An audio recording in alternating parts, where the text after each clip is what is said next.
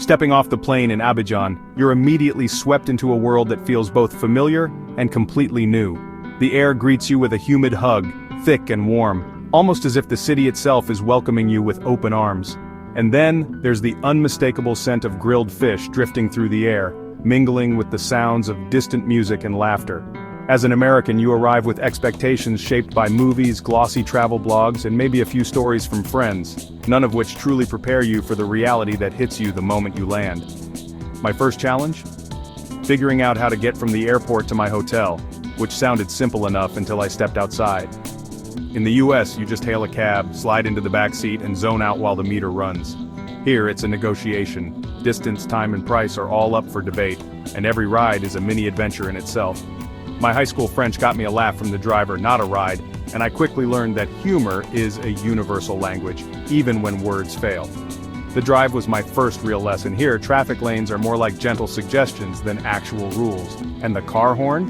It's not just for emergencies, it's a language all its own, a way for drivers to communicate, warn, and sometimes just say hello. Every honk means something different. Move over, watch out, or sometimes just, I'm here. The chaos is both terrifying and exhilarating, a wild dance of cars, people, and noise that somehow works. By the time I reached my hotel, I'd haggled, survived traffic, and sweated through my shirt twice. My nerves were shot, but my curiosity was wide awake. I looked in the mirror and saw someone who'd aged a decade in a day, but also someone who was already changing, adapting. This wasn't the Africa from the brochure with its staged photos and perfect sunsets. It was better, real, loud, unpredictable, and absolutely alive, pulsing with energy and color at every turn. My safari hat never left my suitcase. The adventure here wasn't about safaris or staged experiences, and honestly, I was glad. I wanted the real thing, not the version I'd imagined. Ivory Coast doesn't fit into neat expectations or tidy travel stories. It's a place that surprises you at every corner. It's a place that demands you let go, open your mind, and dive in head first, ready for whatever comes next. And that's exactly what I did, embracing the chaos, the color, and the culture gap, one wild moment at a time. In Ivory Coast, music isn't just background noise, it's the heartbeat of daily life, pulsing through every street, market, and neighborhood. The rhythms are everywhere, woven into the fabric of the city, as natural as the air you breathe. One night in Yopougon, I followed a thundering rhythm that echoed down the block, drawing me to a drum circle alive with energy and anticipation. This wasn't a tourist show or a staged event, it was pure, communal energy, a gathering of neighbors and friends who came together simply for the love of music. Drummers played with infectious joy, their hands moving in a blur, while dancers leapt into the circle, and the crowd became part of the music, clapping and singing along. There was no choreography, no rehearsed steps, just raw, honest expression, each person moving however the rhythm moved them. A woman in a vibrant, swirling dress danced with such effortless grace that the entire crowd was spellbound, watching her every move as if she were telling a story with her body. I tried to blend in, but my American wedding moves didn't quite translate to the syncopated beats and fluid steps of the locals. An elder, with a wide grin and a twinkle in his eye, pulled me into the circle anyway, insisting that everyone has a place in the dance. My attempt looked like a startled flamingo, all elbows and knees, but nobody laughed. They cheered, clapping and encouraging me to keep going. Here, music isn't something you watch from the sidelines, it's something you do, something you feel in your bones and your heart. Drummers play, dancers respond, the crowd claps. Everyone's connected, everyone's part of the same living rhythm. It's a living conversation, not a performance. Each beat and step is a reply, a greeting, a shared moment. You don't need a club, a stage, or a DJ, just drums, open space, and the courage to join in, no matter your skill.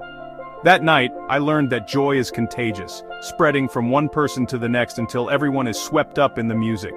And sometimes, the best memories come from letting go and looking a little foolish, surrounded by laughter and new friends.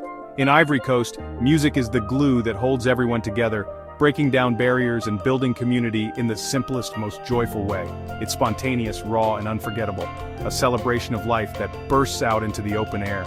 You don't just hear the music, you live it, you breathe it, and you carry it with you long after the drums have faded. And you leave with a rhythm in your bones, a smile on your face, and a story to tell. Even if your dance moves need a little work, you'll always be welcome in the circle. I arrived during the Fête de Masques, the Festival of Masks in Man. This isn't just costumes, it's a spiritual celebration honoring ancestors and forest spirits. The masks are art, each representing a spirit, and dancers become those spirits. The festival erupts with drums as masked dancers leap into the crowd, performing acrobatics and telling stories through movement. One dancer on towering stilts glided above us, embodying a powerful spirit. The belief here is real. Villagers treat the masked figures with deep respect. It's not a show, it's a living ritual passed down for generations. There's humor too. A trickster spirit stole a man's hat and danced, making everyone laugh. Reverence and playfulness blend seamlessly. Culture here isn't static, it's alive, joyful, and sacred. The festival is a celebration of life's mystery and absurdity. It's more than tradition, it's a vibrant shared experience. And it's way more fun than any parade back home. If you only eat at the hotel buffet, you're missing the soul of Ivory Coast. The real magic happens outside, where the air is thick with the aroma of spices and the sound of laughter drifts from every corner. Here, food isn't just a meal. It's a celebration of life, a daily ritual that brings people together. The national dish, atike with grilled fish, is a must. Fiery, flavorful, unforgettable. The tangy cassava couscous pairs perfectly with the smoky fish, and every bite is a burst of tradition and pride. But I wanted to eat like a local, so I tried everything. From the familiar to the unexpected, every plate was an invitation to experience something new. That included a giant snail stewed in a dark sauce, chewy, earthy, and a true test of bravery. It's not something you find on every menu, but here, it's a delicacy that locals savor with pride. I smiled through it, but my taste buds were in shock. Sometimes the adventure is more about the experience than the flavor. At a family dinner in a village, I tackled fufu, starchy, sticky, and eaten by hand. The technique takes practice, and the texture is unlike anything I'd tried before. My attempt was messy, but the family's laughter made it a highlight. They cheered me on, turning my clumsy efforts into a moment of shared joy. Food here is about community. Meals are shared, stories are told, and laughter is constant. Every gathering is a chance to connect, to learn, and to belong. Every dish has meaning, every meal is an event. Even the simplest foods are prepared with care and served with pride. From street stalls to home kitchens, Ivorian food is generous and complex. The flavors are bold, the portions hearty, and the hospitality unmatched. Even the chewy surprises are part of the adventure. Each new taste is a story, a memory in the making. My stomach needed time to adjust, but my heart was all in. The warmth of the people and the richness of the food made every challenge worth it. Food isn't just sustenance, it's connection. It's the way strangers become friends and friends become family. And in Ivory Coast, you're never eating alone. There's always a seat at the table and always someone ready to share a story. You're part of something bigger. Each meal is a reminder that food is about more than just eating. It's about belonging. Even if you're still figuring out how to eat fufu, you're welcomed with open arms and open hearts. And that's the best flavor of all, the taste of true connection and the joy of sharing a meal in Ivory Coast. No trip is complete without getting lost, sometimes literally. My first ride in a woro-woro, a shared taxi, was a lesson in personal space and improvisation. 8 people, a bag of live crabs, and a lot of laughter, especially when a crab escaped. Navigating Grand-Bassam solo, my map was useless, my French worse. I wandered in circles until a group of kids found me and became my guides. They showed me hidden corners and the best spot to watch fishermen. They wanted nothing in return, just to help the lost foreigner. Sometimes the best plan is no plan at all. Getting lost led to the most genuine connections. And a reminder, trust the kindness of strangers, and keep an eye on your ankles. Travel isn't about control, it's about letting go. The best stories come from the unexpected. And in Ivory Coast, the unexpected is always just around the corner. The true heart of Ivory Coast is its people. There's a warmth and openness that's immediate and genuine. Strangers strike up conversations, curious about your story and eager to share theirs. At a maquis, a local cafe, a teacher told me about his life, his hopes, and his country. No agenda, just connection. Generosity is everywhere. Families offer food and rest, vendors share samples, and everyone welcomes you in.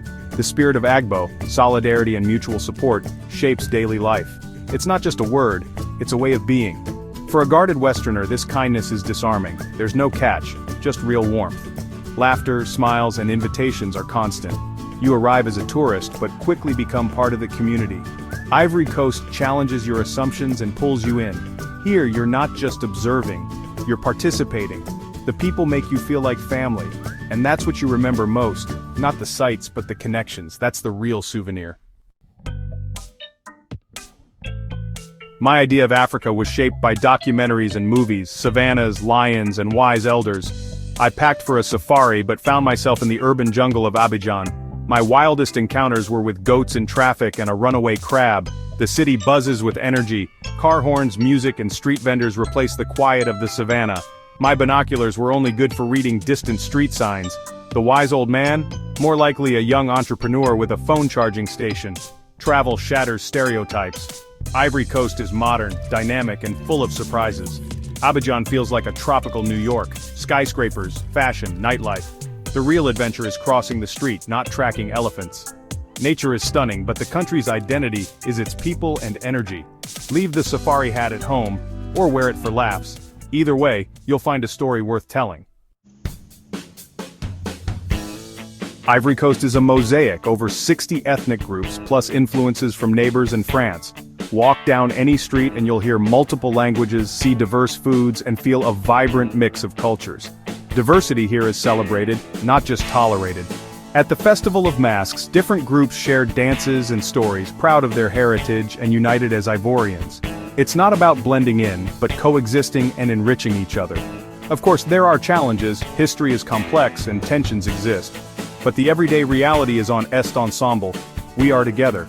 Despite differences, there's a shared sense of belonging.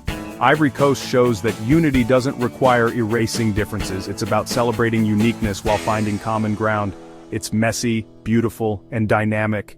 A dance of cultures always moving to the same beat. What do you take home from Ivory Coast? Perspective, and maybe a fear of crabs. In the US, we stress over differences and build walls. In Ivory Coast, people dance in the streets and celebrate diversity.